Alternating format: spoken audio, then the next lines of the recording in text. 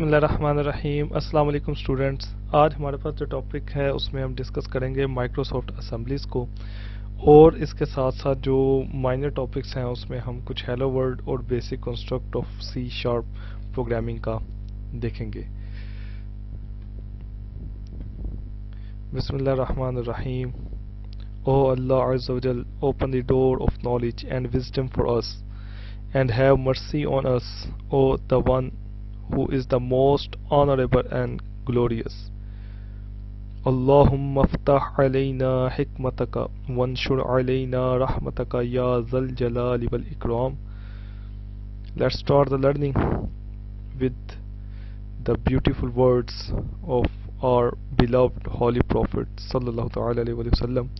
The prophet Muhammad sallallahu alayhi wa sallam said, whoever recites salat upon me once, Allah Azza wa Jal sends 10 mercies upon him and writes 10 virtuous deeds in his book of deeds. Sallallahu alaihi wa alihi wasallam. आज के इस topic में हम सबसे पहले छोटा सा एक प्रोग्राम बनाएंगे, और हेलो वर्ल्ड के लिए हम इसकी फ़ाइल क्रिएट कर रहे हैं जी। इस फाइल को क्रिएट करते हुए चंद एक चीज़ें फोकस करके आपने इसके ऊपर गौर करना कि हम इसका जो नाम रखे हुए हैं हमारे पास, फॉर एग्जांपल इसका नाम है फर्स्ट ऐप, और मैं इसको कर रहा हूँ, इसकी एक्सटेंशन होती है .cs। ये बड़े गौर से आप देखिएगा, इसकी एक्सटेंशन क्या है जी, .cs इसकी एक्सटेंशन है। ये आपने इसको इस तरीके से मैनेज करना है। ये आपने ओके करेंगे तो ये यहाँ पे मैं इसको मैग्नीफायर भी ऑन करता हूँ आपके लिए, ताकि इसको देखना इजी हो सके। ठीक है, यहाँ हमारे पास फर्स्ट ऐप .cs के नाम से मैंने बनाई है, तो txt की फाइल नहीं होगी ये, इसकी फाइल एक्सटेंशन .cs होनी चाहिए। cs means .c#। यहाँ से हम राइट क्लिक करके इसको एडिटर में ओपन कर रहा हूँ मैं इसे। ठीक है, यहाँ से इसकी प्रोग्रामिंग स्टार्ट कर रहे हैं। सबसे पहले हम यहाँ पे देते हैं नेम स्पेस। मैंने इसको नेम स्पेस फॉर एग्जाम्पल इसका नाम दे दिया ABC कह दिया इसको मैंने। ठीक है, और मैं इसको यहाँ पे पब्लिक क्लास का नाम फॉर एग्जाम्पल मैं रख रहा हूँ हेलो, और यहाँ पे सिंपल इसका main function public static void, main का M कैपिटल होगा इसमें और स्ट्रिंग का S स्मॉल होगा।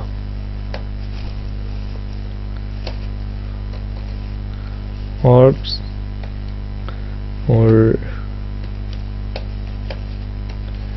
यहाँ पे फर्दर वर्किंग करने के लिए अगर मैं हेलो वर्ल्ड करता हूँ तो यहाँ पे लिखना पड़ेगा मुझे system dot console dot right line.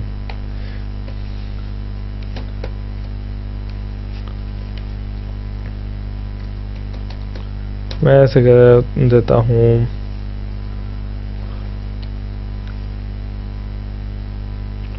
Welcome C sharp programme.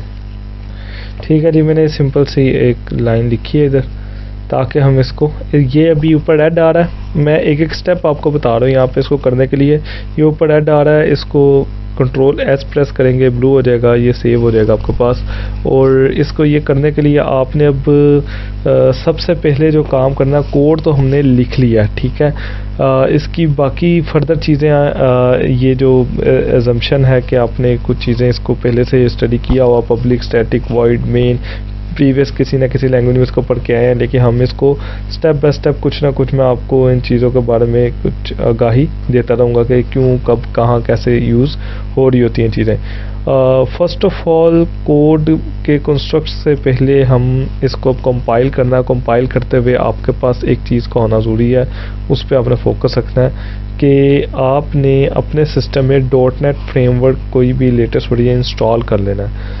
वो इंस्टॉल करने के बाद आपने यहाँ पे उसका पाथ देना है, जो कि हम कहते हैं इसको इन्वायरमेंट वेरिएबल्स, ये आपने इन्वायरमेंट वेरिएबल्स यहाँ पे सेट करने जी।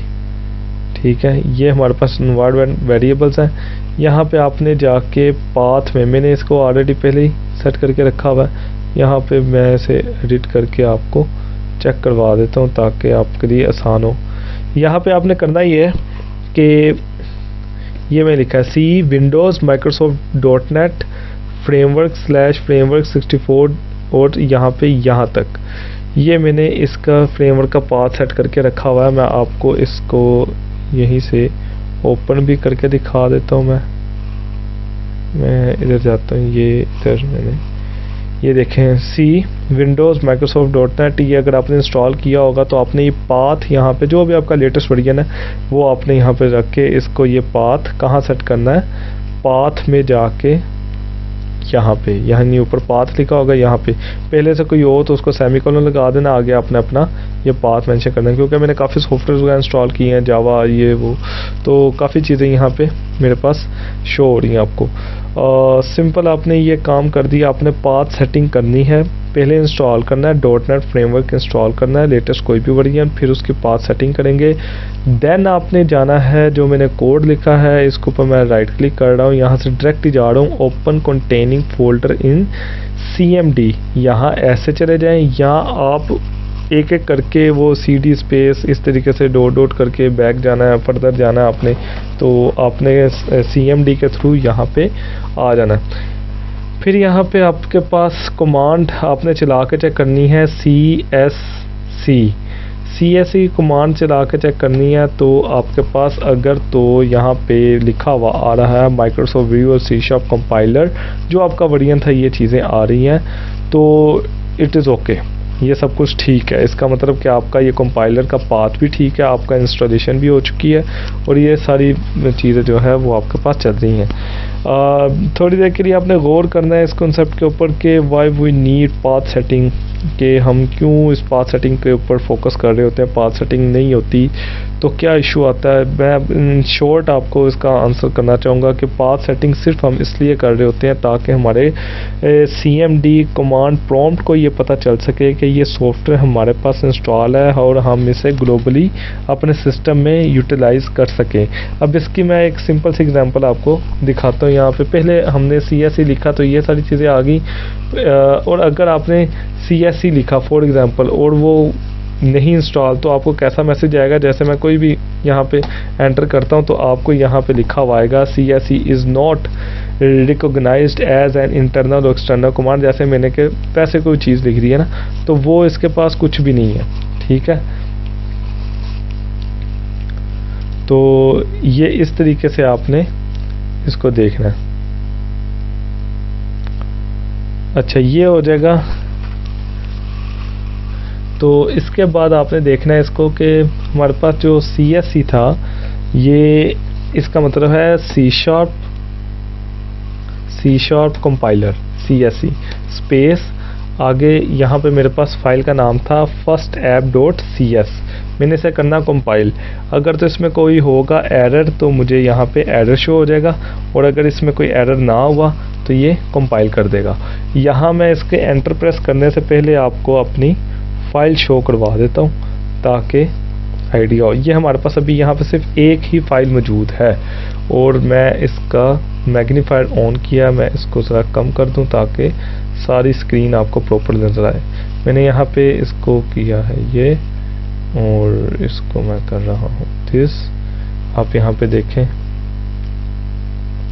ये मैंने इसका ये रखा हुआ, इसको मैं कर रहा हूँ यहाँ पे एंटर। तो जैसे ही मैंने एंटर प्रेस किया तो उसके फ़ौरन बाद यहाँ पे एक exe फाइल बनी हुई आ गई है। यहाँ पे मैंने लिखा जी, मेरे पास फाइल का नाम था फर्स्ट ऐप सिर्फ आपने लिखना, कोई .exe नहीं, कोई .cs नहीं। जस्ट एंटर करेंगे तो आपकी जो exe की फाइल होगी वो चलेगी। यहाँ पे लिखा हुआ वेलकम C# प्रोग्राम, मैंने यही इसकी आउटपुट लिखी थी, तो यहाँ पे ये चीज़ें शो हो रही हैं।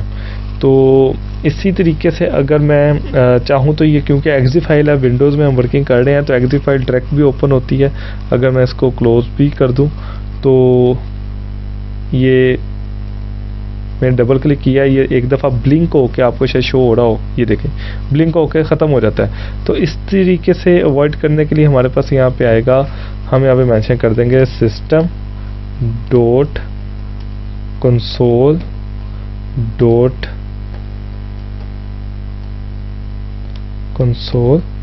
डॉट रीड की।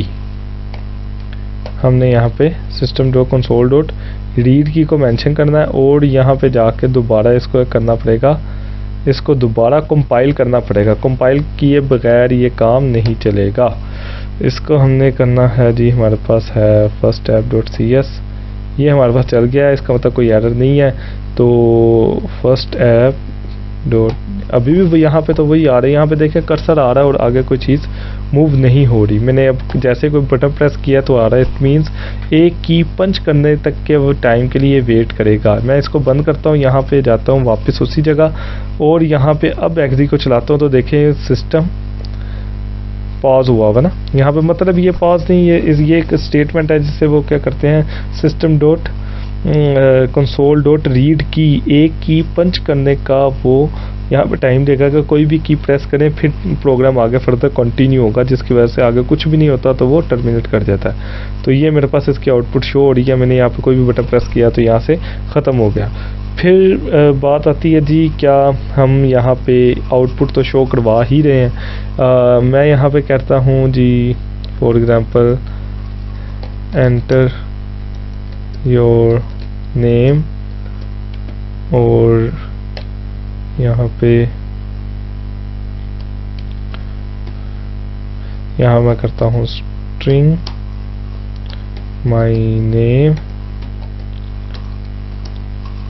यहाँ पे करना पड़ेगा system dot console dot read line, ये यूज़र से इनपुट लेने के लिए, ठीक है।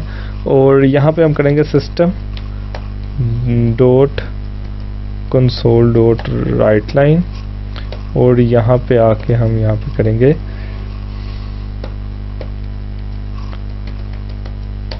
वेलकम, जो भी है उसको हम यहाँ पे प्लस का ऑपरेटर कॉन्कैटिनेशन के लिए यूज़ होगा।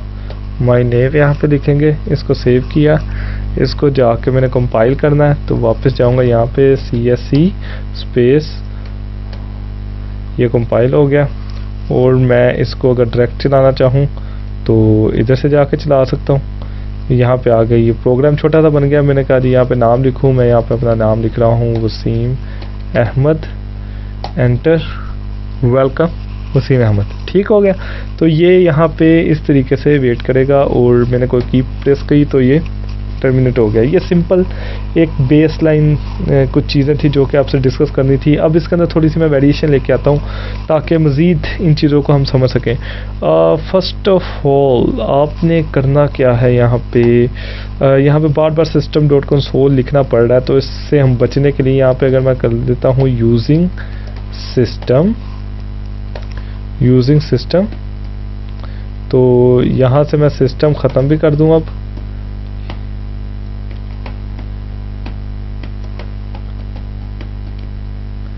यहाँ से मैंने सिस्टम को ख़त्म कर दिया और दोबारा इसको कंपाइल किया। ये देखें जी, मैं इसको यहाँ से पहले एक दफ़ा डिलीट कर देता हूँ ना, ताकि आपको मज़ीद इसके ऊपर बेहतर से समझ आ जाए कि ये यहाँ पे CMD आ गया, यहाँ पे CSC स्पेस एंटर और ये यहाँ पे हमारे पास आ गई फाइल। मैंने इसे किया, यहाँ पे मैंने किया, देखें तो इसने वेलकम वसीम अहमद खान यहाँ पे ये मेंशन कर दिया, ठीक है। ये यहाँ पे टर्मिनेट कर गया प्रोग्राम और ये हमारे पास एक सिंपल सी एप्लीकेशन आ गई। इसको मैं मज़ीद थोड़ा सा और कर दूँ। ये देखें, हम इसको यूजिंग के नेम से यूज़ करके हम इसको सिस्टम से भी कर सकते हैं। और यहाँ पे अगर मज़ीद आप इसको कम करना चाहें तो हम यहाँ पे इसको करते हैं सिस्टम डॉट कंसोल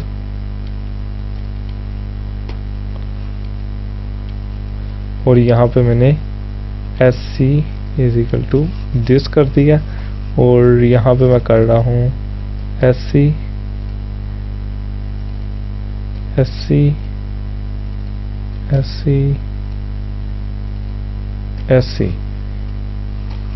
इसको मैंने अब इस तरीके से बनाया है। अब भी इसको दोबारा मैं कंपाइल करता हूँ, देखता हूँ क्या ये कंपाइल होता है। CSC स्पेस दिस जी, हो गया कंपाइल ये।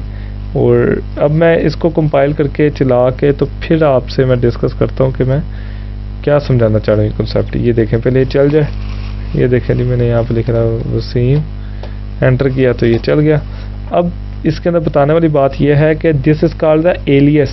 ये मैंने एलियस ले लिया इसका, यानी आपको ये लग रहा है कि ये लाइनें तो बार बार लिखी जाएंगी, बहुत ज़्यादा दफ़ा लिखी जाएंगी, तो आप SC इसलिए मैं लिखा कि सिस्टम डॉट कंसोल याद रहे से। अगर आप कोई सिंगल करैक्टर भी लिखना चाहे तो उसके थ्रू भी कर सकते हैं। तो यानी जितना शॉर्ट वे से हम कर सकते हैं। ये बड़ी कूल किस्म की लैंग्वेज है, इसके अंदर बड़ा मज़ा आएगा इंशाल्लाह आपको काम करते हुए। और इसके कॉन्सेप्ट्स भी बड़े पावरफुल हैं। C++ आपने पढ़ी है तो आपको C# में ज़्यादा इंजॉय करने का, फ़न करने का मौका मिलेगा।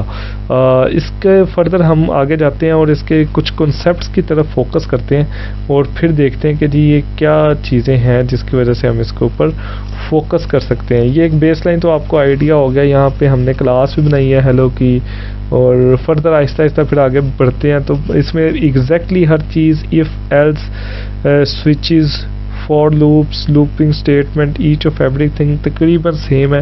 मैं आहिस्ता आहिस्ता फिर भी आपको वो कॉन्सेप्ट्स के बारे में डिस्कशन करेंगे जो कि आपने पहले नहीं पढ़े होंगे दूसरी लैंग्वेज में, या अगर पढ़े हुए हैं तो यहाँ पे उसका कॉन्सेप्ट डिफरेंट होगा। और जो चीज़ डिफरेंट है वही हमारे कोर्स का या हमारे लेक्चर्स का इंशाल्लाह पार्ट रहेगा। सेम चीज़ें हमने रिपीट नहीं करनी, कुछ नई चीज़ें हमने इसके अंदर डिस्कस करनी है। मतलब ये है कि डोंट री इन्वेंट द व्हील, ठीक है। तो हमने व्हील को दोबारा इजाद नहीं करना। यहाँ पे देखें, अब हम जा रहे हैं जी स्लाइड्स की तरफ, कॉन्सेप्ट्स की तरफ। यहाँ पे आपको मैं समझाता हूँ एक्चुअल कॉन्सेप्ट क्या है।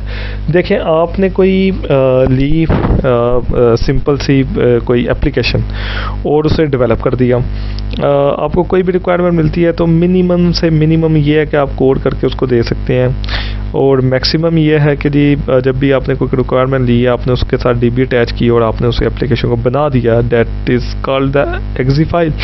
आपने वो बन गई, आपने वो बनाया, प्रोग्राम दे दिया। Such type of application is called the monolithic application, because यहाँ पे हमारे पास जो है वो एक ही एक्जी बनती है और हम उसी ही एक्जी को आगे फर्दर कंटिन्यू कर देते हैं। लेकिन आज जिस कॉन्सेप्ट के ऊपर हमारा फोकस जाएगा वो ज़रा थोड़ा सा डिफरेंट है। इससे हमने आज डिस्कस करना है माइक्रोसॉफ्ट असम्बलीज़ को। ये असम्बलीज़ क्या हैं और किस तरीके से ये वर्किंग करती हैं, मैं आपको इसके बारे में पहले थोड़ा ओवरव्यू दे दूं। हमने आज बात करनी है कंपोनेंट बेस्ड एप्लीकेशंस की। कंपोनेंट बेस्ड एप्लीकेशंस की मतलब ये कि आपने सारे का सारा प्रोग्राम जो चलाया वो चल तो गया और आपने उसको डिप्लॉय भी कर दिया, आपने उसकी रिक्वायरमेंट भी पूरी कर दी। अब वो एप्लीकेशन एक थी, एक एप्लीकेशन बनी, चल गई, बस ठीक है, उसका काम हो गया। लेकिन इसके अंदर आप थोड़ी देर के लिए देखें, अगर हम अपनी एप्लीकेशन के अंदर कंपोनेंट बना लें और डिवाइड एंड कंकर अप्रोच यूज़ कर लें, अपनी पूरी टीम को भी यूटिलाइज़ किया जा सकता है इसमें। तो अगर हम मॉड्यूल्स आपस में डिवाइड कर लें, कंपोनेंट आपस में डिवाइड कर लें, उस डिवाइड करके अपना अपना काम डिफरेंट फाइल्स में दें और जो कि एक ही जगह जाकर कंपाइल हो और वहाँ जाके हमारा काम चल सके। तो हमने इसके लिए यहाँ पे जिस चीज़ को यूज़ किया that is called .dll files. ये बड़ी फेमस किस्म की फाइल्स है हमारी विंडोज़ के अंदर। फर्स्ट नंबर पे आती है हमारे पे एक्जी फाइल, और सेकंड नंबर पे आती है हमारे पास DLL फाइल। DLL फाइल्स अक्सर आप सॉफ्टवेयर इंस्टॉल करते हैं तो कुछ गेयर्स बने हुए किसी फाइल के ऊपर नज़र आते हैं और उसकी एक्सटेंशन देखी हो कभी तो DLL आती है। DLL means dynamic link library, dynamic link library है। अच्छा, इसका मैं थोड़ा सा यूज़ केस आपको थोड़ा समझाने के लिए इसका ना कोई एग्जांपल दे देता हूँ जिससे आपको ये क्लियर हो कि पिक्चर आपको क्या डिस्प्ले कर रही है। हमने कोई एप्लीकेशन डेवलप करनी थी, जस्ट फॉर एग्जांपल हमने स्कूल मैनेजमेंट के सिस्टम की एप्लीकेशन डेवलप करनी थी। आपने अगर रिक्वायरमेंट ली वो रिक्वायरमेंट लेके आपने उसके ऊपर डेवलप कर दिया, आपने डीबी लगाई, आपने वो एप्लीकेशन डेवलप कर दी, उसके अंदर जितनी भी चीज़ें थी आपने सारा कुछ उसको मैनेज किया, क्लासेस बनाई, फंक्शंस बनाए, इनहेरिटेंस लगाई, सारा कुछ होकर किया। जब आपकी बन गई एप्लीकेशन आपने डिप्लॉय कर दिया। लेकिन यहाँ पे कॉन्सेप्ट जो दिया जा रहा है ना कंपोनेंट बेस्ड एप्लीकेशन का, ये डिफरेंट है ज़रा। कंपोनेंट बेस्ड एप्लीकेशन जो है ना ये हमारे पास इस तरह से डिफरेंट है कि आप सेम वही प्रोजेक्ट है आपके पास स्कूल मैनेजमेंट का, और यहाँ पे आपने अपने ग्रुप के साथ डिवाइड कर लिया काम कि अकाउंट्स वाला जो मॉड्यूल है या कंपोनेंट है ये पर्सन ए बनाएगा, और जो हमारे पास स्कूल के अंदर अटेंडेंस सिस्टम होगा ये पर्सन बी बनाएगा, और इसका जो डिज़ाइनिंग और सारा रनिंग का जितना फेज़ है और रिमेनिंग चीज़ें जितनी हैं वो फॉर एग्जांपल अली बनाएगा। तो अली को ड्यूटी मिल गई है, ठीक है, अली ने सारा मेन और सारी चीज़ें इसको डेवलप करना है, लेकिन 2 बंदों को इसके कंपोनेंट मिले हैं, तो 2 बंदे अपना अपना काम ला के किसको देंगे, अली को। तो अली इन सब के काम को अपने काम के साथ मर्ज करके जब चलाएगा तो स्कूल मैनेजमेंट सिस्टम पूरा एक रन हो जाएगा, अटेंडेंस सिस्टम भी उसमें रन हो जाएगा, अकाउंट्स का भी उसके अंदर रन हो जाएगा। तो ये चीज़ें हमारे पास एक से ज़्यादा चीज़ें होने की वजह से आएंगी, तो that is called the component based application. ये सिंपल एग्जांपल दी है, और इसको आगे चलते हैं तो आपको बताता चलूँ ये मोटिवेशन यही है कि टीम प्रोग्रामिंग कर सकते हैं, मल्टी लैंग्वेज डेवलपमेंट है, वीबी में कोई कर रहा है तो उसकी भी आउटपुट क्या आएगी, आपने DLL फाइल बनाई उस दे दी आगे काम करने को, तो DLL फाइल से आगे वो चीज़ें इकट्ठी कंपाइल होंगी, चल पड़ेंगी, कोड रीयूज़ हो जाएगा आपका, ठीक है, डिफरेंट जगहों पे। तो आपने क्या करना है, अपना जो कोड है वो उसको यानी रिड्यूस रहेगा और रीयूजेबिलिटी का कॉन्सेप्ट आएगा, और इंडिपेंडेंटली अपडेटिंग कर सकते हैं जी हर कोई, यानी कोई बंदा दूसरे के मॉड्यूल पे डिपेंडेंट नहीं है। नॉर्मली जब आप ग्रुप बनाते हैं ग्रुप स्टडी के लिए, या आप अपने ग्रुप्स बनाते हैं जब कोई प्रोजेक्ट करना हो, तो आप कहते हैं जी मैंने ये वाला काम पोर्शन करना था, क्योंकि उसने ये पोर्शन कंप्लीट नहीं किया इसलिए मेरा काम स्टार्ट ही नहीं होता। तो इसमें डिपेंडेंसी कोई नहीं है, ये इंडिपेंडेंट है, आप अपने अपने कंपोनेंट्स बनाएं और बाद में आखिर में जाके उसको मर्ज करते हैं। What is the difference between DLL and exe file, तो ये याद रखिएगा, मेन आज के टॉपिक की, आज के लेक्चर की सबसे मेन लाइन में बोलने जा रहा हूँ, जिसमें ये बताना चाह रहा हूँ मैं आपको कि .exe फाइल में और DLL फाइल में डिफरेंस क्या है। डिफरेंस ये है कि दोनों फाइल्स, एक तो ये दोनों फाइल्स MSIL हैं, दोनों फाइल्स MSIL हैं, मतलब ये कि माइक्रोसॉफ्ट इंटरमीडिएट लैंग्वेज कोड है दोनों। लेकिन में मेजर डिफरेंस क्या है कि एक्जी के अंदर मेन का कोई ना कोई फाइल होगी, मेन ज़रूर होगा एक्जी में। DLL विदाउट मेन होगा, ये कंपल्सरी है, यानी किसी एक भी, यानी अगर तो मेन आ गया तो एक्जी बन जाएगी, और अगर मेन नहीं है वो इट मीन्स मेन नहीं है तो कंपोनेंट है। कंपोनेंट मेन मीन्स कि किसी और मॉड्यूल में काम हो, एक DLL दूसरी DLL में भी यूज़ हो सकती है, और एट लीस्ट आखिर पे जाके जब हम लास्ट पे देखेंगे तो ये आपकी एक्जी फाइल के साथ मर्ज होके चलेगी। एक्जी फाइल नॉर्मल भी खुद भी चल सकती है, एक्जी फाइल चाहे तो नंबर ऑफ DLL फाइल्स को इकट्ठा कंपाइल करके भी चल सकती है, लेकिन ये याद है कि DLL फाइल में मेन का फंक्शन नहीं होगा, एक्जी में मेन का फंक्शन लाजमी पाया जाएगा। फिर यहाँ पे हम आगे जाते हैं तो यहाँ पे थोड़े असेंबली के ये कॉन्सेप्ट्स आपको समझा दूँ मैं कि .NET package component into the assemblies, ये हमारे पास आता है, और हम इसमें क्या करते हैं कि one assembly is equal to one or more compiled classes, one or more compiled classes .exe file represent an assembly with classes plus main program, जैसे मैंने आपको एग्जांपल में समझाया, और .dll represent as assembly with classes. यहाँ पे हमारे पास कोड होगा, डेवलपमेंट टूल्स होंगे, डेवलपमेंट टूल के बाद असेंबली आएगी, तो डेवलपमेंट टूल के बाद जो असेंबली आएगी, ये असेंबली कोड जो है 2 तरह का हो सकता है, .exe और .dll। अगर तो इसमें मेन नहीं है तो क्या होगा, अगर मेन है तो क्या होगा, ये आपको बेहतर पता चल चुका होगा। इसके बाद CLR बेस्ड एग्जीक्यूशन, रिविजिटेड हम इसको देख रहे हैं, प्रीवियस स्लाइड्स में भी हमने इसको देखा था, तो आज थोड़ी इसकी थोड़ी ज़्यादा समझ आपको आएगी कि आपके JIT कंपाइलर में जब कोई प्रोग्राम आता है चलने के लिए, तो JIT कंपाइलर कहता है जी मुझे बताएं आपने अपने अंदर फ़लाँ लाइब्रेरी को कॉल किया, वो कहाँ पड़ी हुई है। वो तो यहाँ तो आपकी इंटरनल .dll फाइल्स में कंपोनेंट बेस्ड एप्लीकेशन जो थी, तो वो देखेगा अच्छा मेरे अंदर फ़लाँ ऑब्जेक्ट बन रहा है, ये ऑब्जेक्ट की क्लास कहाँ पे है, ये इनहेरिटेंस हो रही है, फ़लाँ क्लास कहाँ पे है, इसके फंक्शन कहाँ पे हैं, इसके डाटा मेंबर्स कहाँ हैं। तो इसी तरीके से वो अगर तो आपकी DLL की फ़ाइल जो आपने डिफ़ाइन की है उसमें है तो वहाँ से आ जाएगा, अदरवाइज़ ये अदर FCL असेंबलीज़ में से आ जाएगा, फ्रेमवर्क क्लास लाइब्रेरी अदर का मतलब ये है कि कोई और थर्ड पार्टी को यूज़ की है। तो JIT compiler just in time compiler इसको कंपाइल करेगा, ऑब्जेक्ट कोड बनाएगा, तो CLR वही ऑब्जेक्ट कोड आपके ऑपरेटिंग सिस्टम को प्रोवाइड करेगा।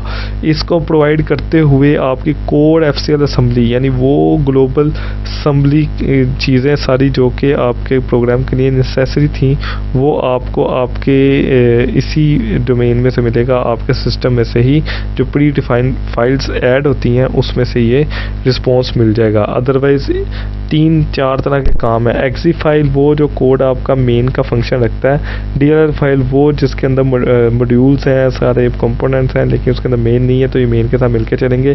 फिर भी कोई चीज़ मिसिंग है, फॉर एग्जाम्पल आपने फेस रिकॉग्निशन को देखा हुआ था, तो फेस रिकॉग्निशन की कोई लाइब्रेरी इंटरनेट से यूज़ की थी, तो वो इंटरनेट वगैरह से आ जाएगी अदर FCL असेंबली।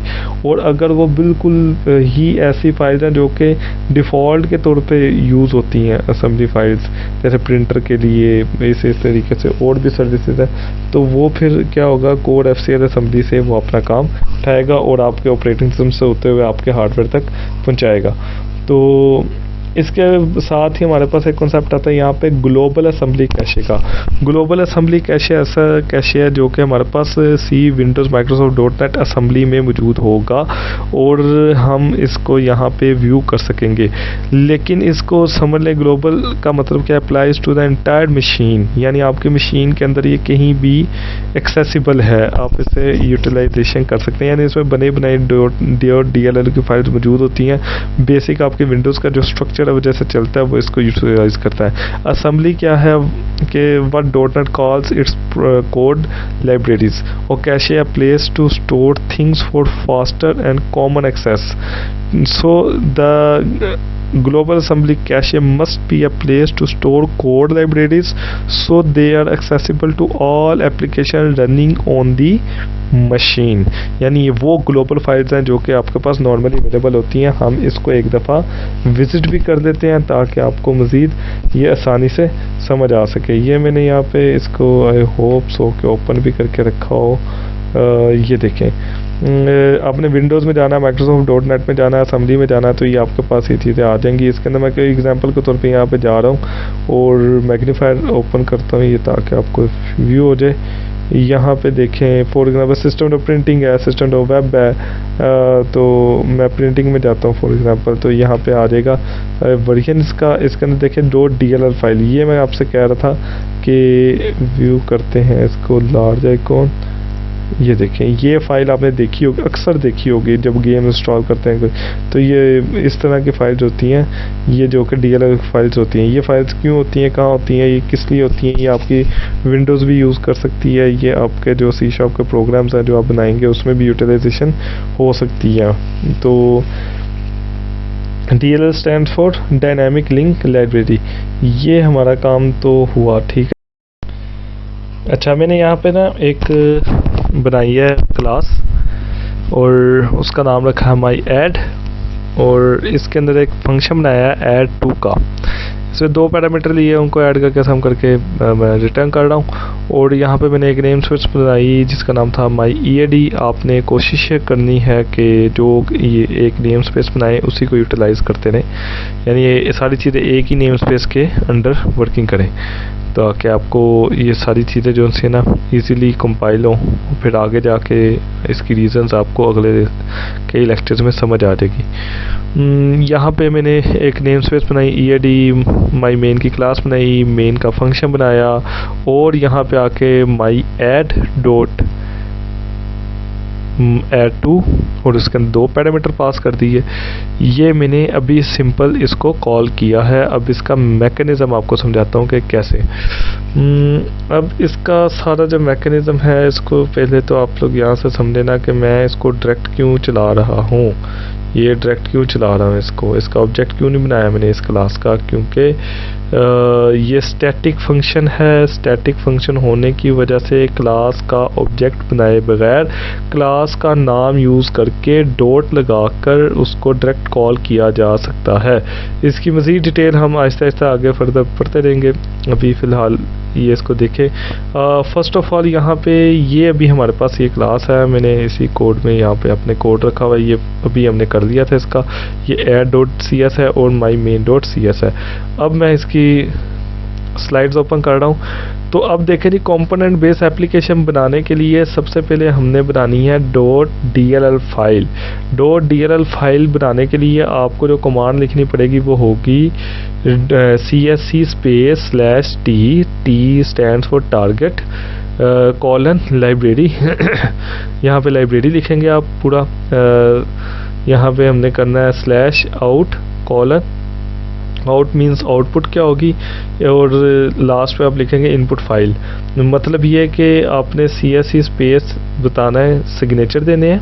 क्या बनाना है आपने, हमने लाइब्रेरी बनानी है। कौन सी लाइब्रेरी बनानी है, DLD की, सॉरी DLL यानी dynamic link library, dynamic link library. और यहाँ पे हमारे पास क्या है, इसकी आउटपुट फाइल क्या बने, मैं इसको hello.dll कर रहा हूँ, abc.dll कर रहा हूँ, जो भी नाम दूंगा उस नाम से .dll फाइल बन जाएगी। यहाँ पे hello फाइल .cs लिखूंगा मैं, मतलब ये कि जो भी उस फाइल का नाम है मेरी, मैं उसको लिखूंगा। यहाँ पे मैं आता हूँ, इसको मैं ना आपके सामने से करके दिखाते हैं। इसको राइट क्लिक किया, cmd किया, इसको मैं ये कर रहा हूँ ओपन, इसको यहाँ पे ऐसे, ताकि आप ना एक एक लाइन को यहाँ से समझे। यहाँ मैं लिख रहा हूँ csc space /t colon library space /out colon. यहाँ पे मैं कौन सी बनाना चाह रहा हूँ, मैं फॉर एग्जांपल यहाँ पे a.dll, मैं सिंपल सा नाम रखा है a.dll, ठीक है जी। स्पेस कौन सी फाइल है जिसे मैं बनाना चाह रहा हूँ, वो है जी ऐड की फाइल है, ऐसे ही है। यानी मैं इसको ये देखेंगे तो add.cs फाइल, इनपुट फाइल, ठीक है जी। सिग्नेचर देख लें, csc /t colon library space /out colon, मैंने ये नाम रखना है a.dll स्पेस add.cs। अगर तो ये ठीक होगी फाइल तो इसको ये कंपाइल कर देगा, और यहाँ पे एक और फाइल बन जाएगी। इसको मैं चलाने से पहले ना आपको इस तरह लेके जाता हूँ ताकि यहीं पे आपको व्यू भी हो जाए सारी चीज़ें। ये देखें अभी ये है, अभी मैं यहाँ पे इसको एंटर करता हूँ। तो ये एंटर किया तो यहाँ पे देखें आपको टॉप पे एक फाइल बनी आ गई है .dll की।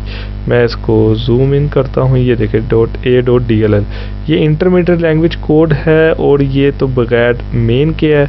अब ये DLL फाइल तो बन गई। अब मैंने वहाँ पे मेन भी बना के रखा हुआ है, लेकिन मेन को चलाने का मैकेनिज़्म क्या है, मेन को चलाने का मैकेनिज़्म यहाँ पे आगे आ रहा है, यहाँ पे आगे आ रहा है। तो इसको हम देखते हैं। ये मैंने कोड लिखा हुआ था इसको हमने चलाना आगे। तो इसका देखें, ये .dll फाइल आ जाएगी। अब इसकी जो exe फाइल है, इसको बनाने के लिए ना यहाँ पे मेंशन करना पड़ेगा। क्या, यहाँ पे हम आते हैं इधर, इसको हम अब लिखते हैं csc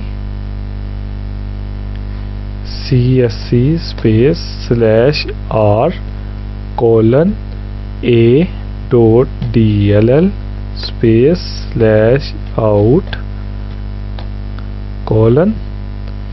आउट की फाइल क्या बने, फॉर एग्जांपल मैं इसको कहता हूँ ये आउट की फाइल बने a2.exe, ठीक है, मैंने इसका a2 कर दिया।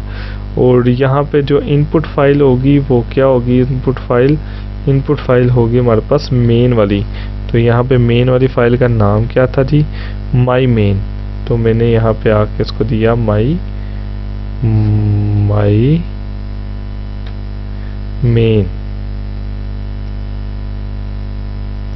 .cs।